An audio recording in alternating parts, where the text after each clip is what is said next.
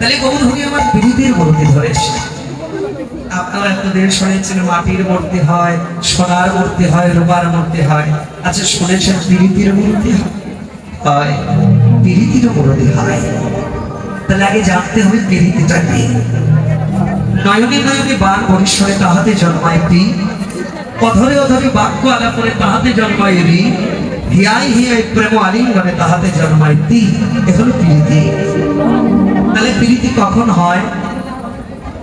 মাগো নয়নে নয়নে বাণ বরিশন হলে তাহাতে জন্ম নেয় তি। বুঝে নেবেন আপনারা যখন এই বৃন্দাবনে এসেছেন, আজ রাস্তা দিয়ে যখন একা একা এসেছেন, লাঠিটাকে আশ্রয় করে দেখতে পেলেন আমার আরেকজন ভক্ত তিলক চন্দন কেটে ধুতি পাঞ্জাবি পরে চলে যাচ্ছে নববৃন্দাবনে।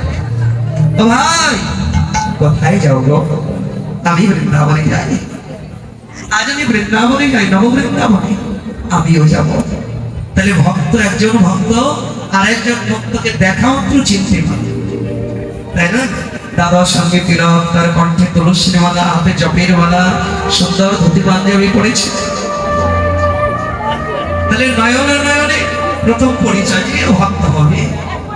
জন্ম নিল পি। ও ভাই দাদাও আমিও যাবো। দুজন ভক্ত এক জায়গায় হলো। অনেক দূর হাঁটতে হাঁটতে একটা গাছের ছায়ায় দুজন ভক্ত বসল। দুজন ভক্ত বসে দুটো কথা আলোচনা করছে। তা দুজন কৃষ্ণ ভক্ত যদি একত্রিত হয় তাহলে কোন কথা আলোচনা হয়? কৃষ্ণ কথা। আহা মধুর কথা। এবার কৃষ্ণ কথা আলাপন করছে মানে অধরে অধরে। তখন জন্ম নিল রি, কৃষ্ণ কথা আলাপনের মাধ্যমে। আর কৃষ্ণ কথা শুনতে শুনতে ভক্তের স্বভাব কেমন জানেন? নদীতে যখন বর্ষাকালে বাঁধ আসে, বাঁধ দেওয়া থাকলে বাঁধ ভেঙে যায়। আর ভক্তের গঙ্গা যমুনা নামে দুটো নয়ন আছে। কৃষ্ণ কথা শুনলে পরেও ভক্তের এই গঙ্গা যমুনার বাঁধ ভেঙে যায়। যখন কৃষ্ণ কথা শুনলো, কৃষ্ণ কথা শুনে ভক্ত কাঁদছে। এবার কাঁদতে কাঁদতে একজন ভক্ত নিজেকে ধরে রাখতে পারলো না, আরেকজন ভক্তকে জড়াই ধরল। আহা মনে হয় এই তো আমার বন্ধু, যাহার কবলে দেখা মাত্র মনে জানি আনন্দ, বুকের মাঝে জড়াইয়ে নিয়ে ভেবে নিয়ে সে প্রাণ করিল। এই তো আমার আপন বান্ধব, সবাই সঙ্গ করে। তখন হেয়াই হেয়াই প্রেম আদান প্রদান হলো। মানে যখন ভক্ত আলিঙ্গন করলো, প্রেম আলিঙ্গন জন্ম নিল তি, এই গেল প্রীতি। গৌর সেই মূরতি ধরল, মূরতি নাশ করতে। ওর শব্দে ভালো না, রতি মানে ভালোবাসা। আর মূরতি মানে আমাদের এই দেহবাসা ভালো নয়, মন্দ পচে গেছে। কেন? আরে যাকে ভালোবাসা দেওয়ার কথা ছিল তাকে ভালোবাসা দিতে পারো। কৃষ্ণ ভজিবার তরে সংসারেতে আইন, সংসারে আইন মায়ার বসে বসি হইয়া সব হইল। যাকে ভালোবাসার কথা ছিল তারে ভালোবাসতে পারলাম না। জগতের এই পর মানুষগুলোকে ভালোবাসা দিয়ে আমার ভালোবাসার ভাণ্ডখানা খালি হয়ে গেছে, পচে গেছে। এই মন্দ ভাষাকে ভালো করতে গৌর মূরতি হয়েছে। তাহলে মন্দ ভাষাটা কি করে ভালো হবে বলে বলে মন্দ ভাষা ভালো কি করে হবে জানো? যদি এই ভাষা ভালো করতে চাও, পরশ পাথরের সঙ্গ বলো। লোহা যেমন পরশ পাথরের ছোঁয়ায় শোনা হয়, ভক্ত হলো পরশ পাথর। যারা অভক্ত আছো বৈষ্ণবের বাজারে যাও, আজ গিয়ে দেখো কত ভালোবাসার মানুষ এসেছে। বৈষ্ণবের বাজারে তোমরা উচ্চ মাথা বৈষ্ণবের পদতলে নিচে করতে করে দাও। যদি দেহবাসা ভালো করতে চাও, সবাই করো একবার ভক্তের সঙ্গ।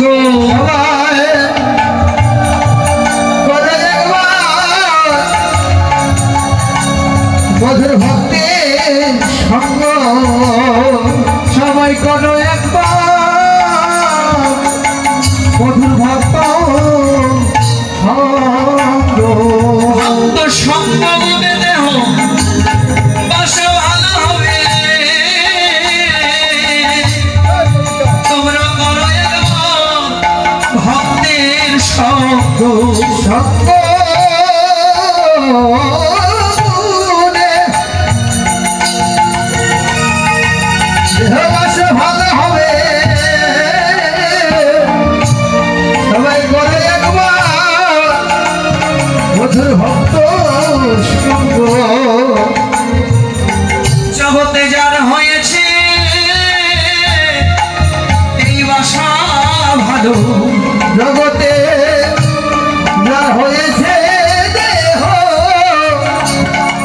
বাসা ভালো লাগতে যার হয়েছে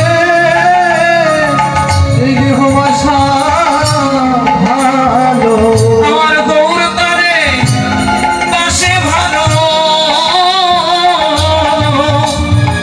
যার হয়েছে দেহ বাসা ভালো আমার গৌর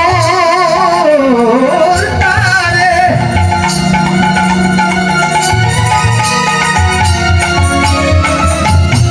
তারে বাসে ভালো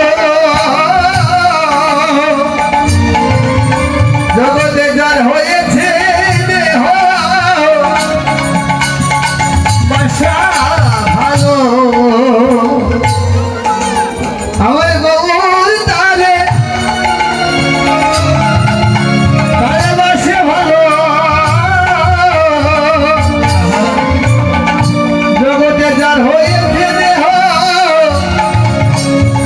বাসা ভালো আমার গৌর তারে বাসে ভালো মন ভরে হরি বলো তারে বাসে ভালো হরি বলো গৌর তারে বাসে ভালো মন ভরে হরি বলো গৌর তারে বাসে ভালো জগতে যার হয়েছে দেহ বাসা ভালো আমি আর কি দেখলাম জানিস না ঘড়ি জ্বলাতে আমি কি দেখেছি জানিস আমি ওই রূপ যখন দেখলাম আমি দর্শন করলাম কামেরে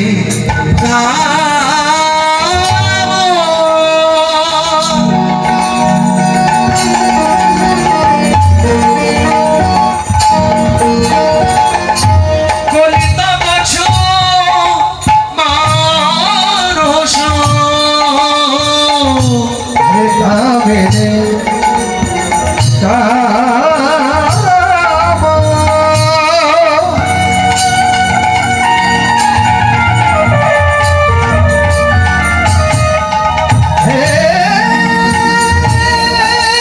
তাই গৌর হরি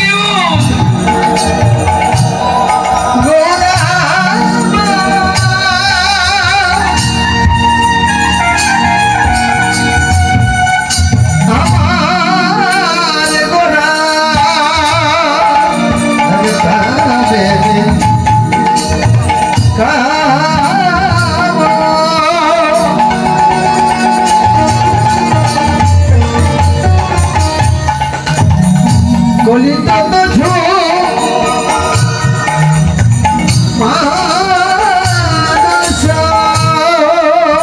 অতি অছ গজ জিরি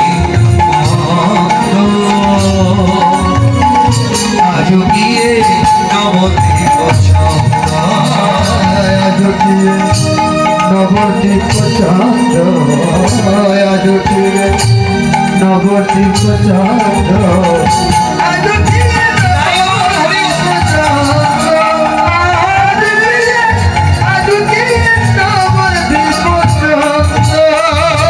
যেনই উদয় হল রে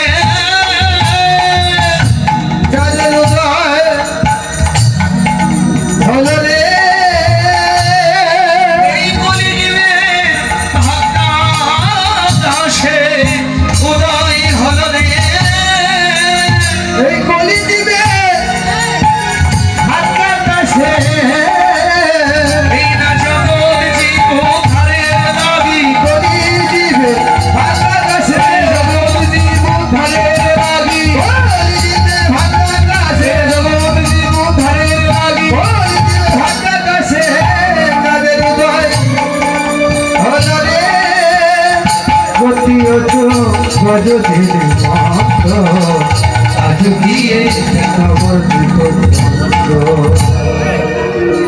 আজ আমি দেখলাম নদীতে একটা চাঁদ উঠেছে তবে চাঁদ তো ওঠে মা রাতের বেলায় কিন্তু নদিয়ায় যে চাঁদ উঠেছে সে চাঁদ উঠেছে দিনের বেলায় আকাশের চাঁদ ওঠে কোন পক্ষে শুক্ল পক্ষে কিন্তু নদিয়ায় যে চাঁদ উঠেছে ওই চাঁদ উঠেছে কৃষ্ণ পক্ষে যারা কৃষ্ণ নামকে আশ্রয় করেছে আমার গৌরচন্দ্রাদিনী পক্ষে সেই চাঁদের ভাব কামিনী কাম। কামিনী মানে নারী, কাম শব্দে বাসনা। তাহলে নারীর বাসনা নিয়ে নদিয়াতে গৌর চাঁদের নয়। নারীর বাসনা বলতে গৌর হরি এখন রাধা রানীর ভাবে বিভর। গৌর হরি কামিনী কাম কলিত তুজু মানস গতি হচ্ছে গজ যিনি মন্ত। গজ মানে হাতি। গৌর হরি রাধা ভাবে বিবর হয়ে হাতির মতো ধীর স্থির শান্ত পায়ে হেঁটে যাচ্ছে। কেন? ভজন পথে চলতে গেলে মনটাকে আগে ধীর স্থির করতে হবে, শান্ত করতে হবে। মনটা যদি চঞ্চল হয়ে যায় ভজন সাধন হবে পাবে না। তাই গৌর হরি ধীর স্থির পায়ে শান্ত পায়ে হেঁটে যাচ্ছে। কখন হেঁটে যাচ্ছে? মা যদি নহি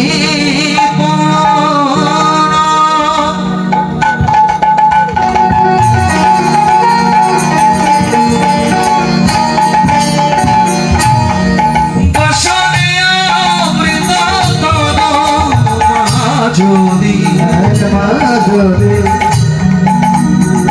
বিনাহি পুনঃ গৌর হরি মন্ত্রা দিয়েছে। বসনে অমৃত তনু কহ তুমি